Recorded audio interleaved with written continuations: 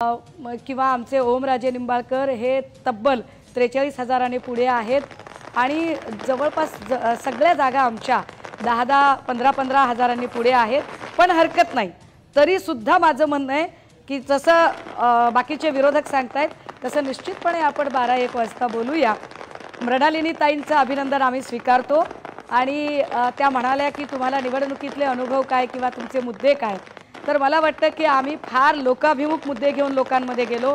महागाई, बेरोजगारी, कांदा निर्यात बंदीचा प्रश्न, कापूस आणि सोयाबीनचे भाव, महिला असुरक्षा आणि एकूण वाढती बेरोजगारी या प्रश्नांना घेऊन आम्ही लोकांमध्ये गेलो होतो, जे लोकांचे प्रश्न होते।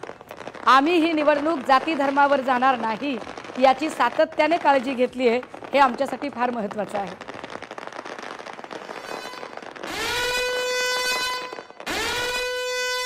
अमोल कोल्हेंच्या समर्थकांचा जल्लोष दिसतोय बघा। शिरूर मतदारसंघातील शरद पवार गटाचे उमेदवार अमोल कोल्हे यांच्या समर्थकांचा जल्लोष दिसतोय, निकालाआधीच जल्लोष दिसतोय। यापूर्वी देखील अमोल कोल्हेंच्या विजयाचे बॅनर लागले होते, आता जुन्नरमध्ये त्यांच्या कार्यकर्त्यांनी जल्लोष केलेला आहे, कारण अमोल कोल्हेंनी अगदी आघाडी घेतलेली आहे। सुरुवातीचे कल आहे त्यामध्ये अमोल कोल्हेंनी शिवाजीराव आढळराव पाटील यांच्यापेक्षा आघाडी घेतलेली आहे। जुन्नरमध्ये अमोल कोल्हेंचे समर्थक एकवटलेत आणि त्यांनी जल्लोष केलेला आहे।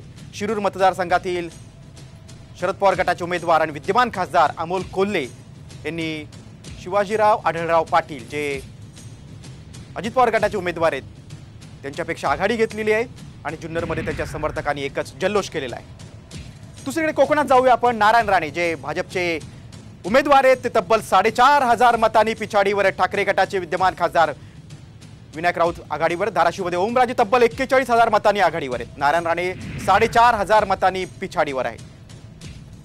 बघा सुरुवातीचे कल बघतो, 11 वाजलेले आहेत, ही संख्या आता महत्त्वाची आहे। 1,724 मतांनी आता नारायण राणे पुढे गेलेले आहेत। ठाकरे गटाचे विनायक राऊत आता पिछाडीवर गेलेले आहेत। आघाडी पिछाडी काही क्षणात बदलते।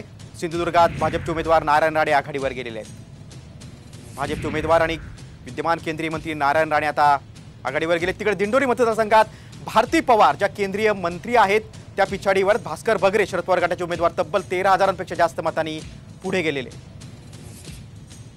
भास्कर बगरे 13,110 मतांनी आघाडीवर आहेत, शरद पवार गटाचे उमेदवार आहेत ते, आणि भारती पवार ज्या भाजपचे उमेदवार आहेत, विद्यमान केंद्रीय मंत्री आहेत, त्या पिछाडीवर आहेत। 13,110 मतं म्हणजे मोठा आकडा आहे हा। भास्कर बगरेंनी बाजी मारलेली आहे। भिवंडीमध्ये सुरेश म्हात्रे, त्याला आपण बाळामामा म्हात्रे म्हणतो, ते आघाडीवर आहेत, शरद पवार गटाचे उमेदवार आहेत। कपिल पाटील जे विद्यमान खासदार आहेत, भाजपचे उमेदवार आहेत, ते मात्र पिछाडीवर आहेत। आघाडी पिछाडी आपण बघतोय। ठाण्यामध्ये नरेश मस्के शिंदे गटाचे उमेदवार आघाडीवर आहेत। ठाणे हा मुख्यमंत्र्यांचा बालेकिल्ला आहे। राजन विचारे ठाकरे गटाचे उमेदवार पिछाडीवर आहेत। खरं तर राजन विचारे हे विद्यमान खासदार आहेत।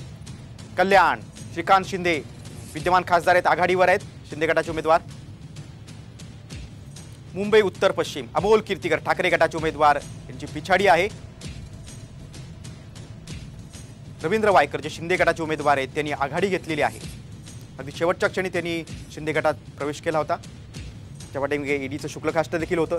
दक्षिण मुंबई महत्त्वाचा मतदारसंघ, यामिनी जाधव जे विद्यमान भायखळचे आमदार देखील आहेत त्या पिछाडीवर आहेत, आणि इथे अरविंद सावंत जे विद्यमान खासदार आहेत दक्षिण मुंबईचे ते मात्र आघाडीवर आहेत। पियुष गोयल विद्यमान मंत्री आहेत आणि भाजपचे उमेदवार आहेत, मुंबई उत्तरमधून त्यांनी आघाडी घेतलेली आहे। इथे भूषण पाटील म्हणून काँग्रेसचे उमेदवार आहेत, त्यांची पिछाडी दिसते।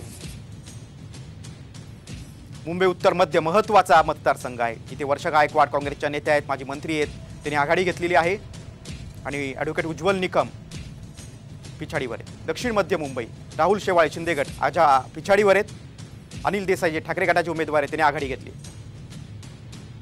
शिवसेना विरुद्ध शिवसेना अशी लढत आपल्याला दक्षिण मध्यमध्ये दिसली होती।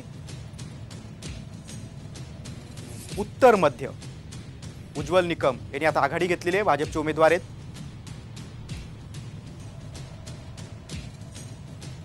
रत्नागिरी सिंधुदुर्ग मतदारसंघ नारायण राणे भाजपचे उमेदवार आहेत, आघाडी घेतलेली आहे। विनायक राऊत ठाकरे गटाचे उमेदवार, त्यांची पिछाडी।